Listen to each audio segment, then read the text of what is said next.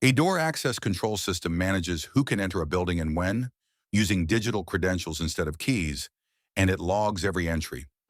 Every system has 5 parts: a credential, a reader on the door that scans it, a controller, the brain that makes the decision, a locking mechanism, and software to manage access rules. When you present a credential, the reader sends it to the controller, which checks who you are, which door, and what time. If it matches, the lock releases and logs the entry.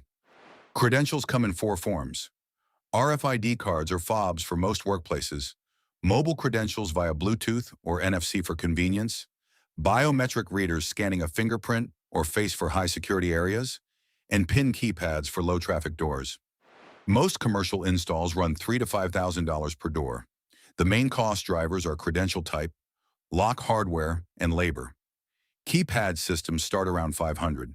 Biometric setups can reach 8,000 or more.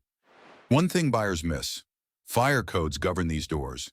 Any access-controlled exit must always let people out. When the fire alarm trips, every lock must release. That shapes hardware selection. Maglocks unlock on power loss, but need a request-to-exit device in a fire alarm release. Choosing the right system comes down to your building, your doors, and who needs access where. A small office may need 2 or 3 readers.